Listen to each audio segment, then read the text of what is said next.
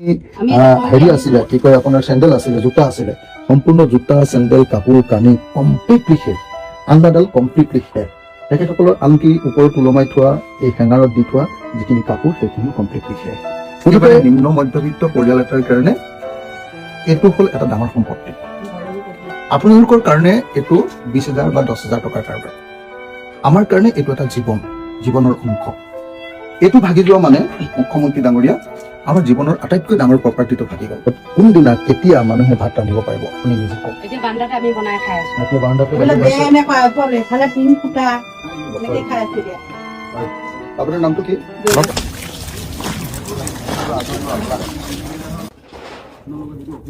নমস্কাৰ নমস্কাৰ দেউতা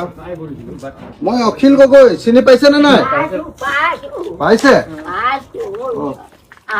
হ'ব ভিতৰত নোসোমোৱা মই ঘৰটো চাবলৈ আহিলো খালি দেউতা নমস্কাৰ কেইবাটাও ঘৰ এই ঘৰটো ভাগি গৈছে সেইটো আমাৰ চাৰ ঘুমাই যাব ঐ সন্দীপ এই ঘৰটো তই লৈছনে আমাৰ হেৰিয়াত লৈছনে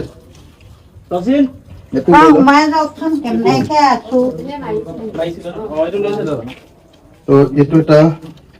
ঘৰৰ অৱস্থা এনেকুৱা ঘৰত আছো এদিন সেনেকে আছো এতিয়া এইবিলাক বেয়া এনেকুৱা এফালে টিং ফুটা এনেকে খাই আছো এতিয়া হয় আপোনাৰ নামটো কি মই জয়া গগৈৰ ঘৰত আছো এখন হ'ল আমাৰ খাটপথাৰ পঞ্চায়তটো চেৰেকাপাৰ পঞ্চায়তৰ খাটপথাৰত আছো ভৰি এটা এনেকুৱা অৱস্থা ইয়াত পেলেট সোমাই আছে মোক খোজকাঢ়িবলৈ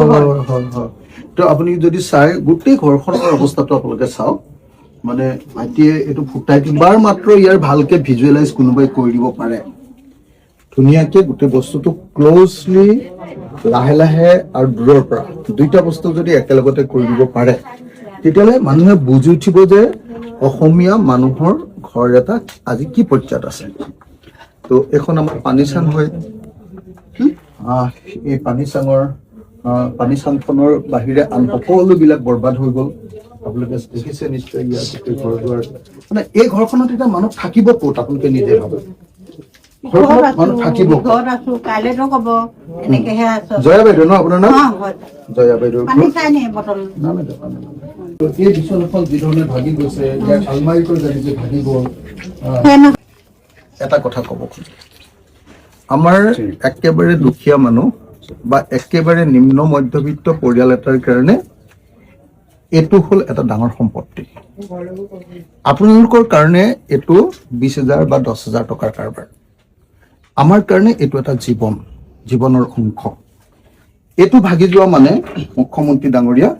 আমাৰ জীৱনৰ আটাইতকৈ ডাঙৰ প্ৰপাৰ্টিটো ভাগি গ'ল এখেতসকলৰ এখন ফেন আছিলে ফেনখন ক'ত গ'ল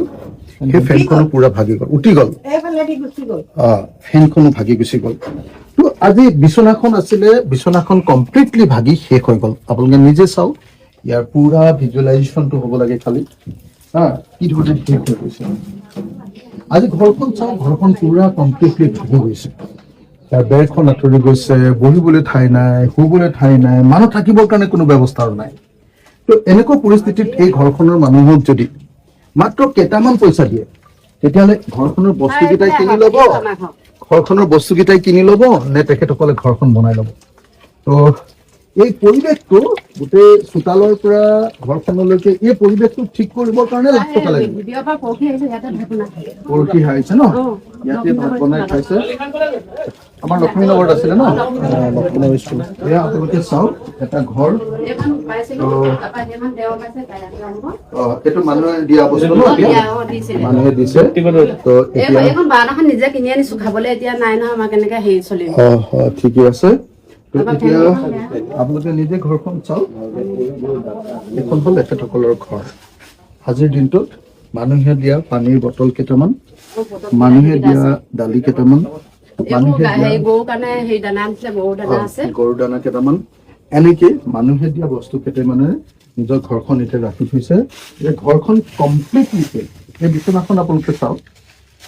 এই বিচনাখন শেষ হৈ গ'ল তেখেতসকলৰ যিমানখিনি হেৰি আছিলে কি কয় আপোনাৰ চেণ্ডেল আছিলে জোতা আছিলে সম্পূৰ্ণ জোতা চেণ্ডেল কাপোৰ কানি কমপ্লিটলি শেষ আলনাডাল কমপ্লিটলি শেষ তেখেতসকলৰ আনকি ওপৰত ওলমাই থোৱা এই হেঙাৰত দি থোৱা যিখিনি কাপোৰ সেইখিনিও কমপ্লিটলি শেষ মুঠতে আপোনালোকে নিজে দেখক যে এটা এটা পৰিয়াল কেনেকে সম্পূৰ্ণ শেষ হৈ গৈছে এইটো এটা পাকঘৰটো কমপ্লিটলি শেষ হৈ গ'ল এইটো ঘৰত কোনদিনা কেতিয়া মানুহে ভাত ৰান্ধিব পাৰিব আপুনি নিজে কওক এতিয়া বান্দাতে আমি বনাই খাই আছো এতিয়া বাৰাণ্ডাতে বাইদেউৰ নামটো কি পুৰবী গগৈ পুৰবী গগৈ এইটো এটা আৰু এটা পাকঘৰ দুটা পাকঘৰ আমি দুটা পৰিয়াল থাকো ইয়াত ইয়াত দুটা পৰিয়াল থাকো দুটা পৰিয়াল এইটো শেষ হৈ গ'ল চাওক কেনেকে গোটেই ঘৰখন কমপ্লিটলি ধ্বংস পাই গ'ল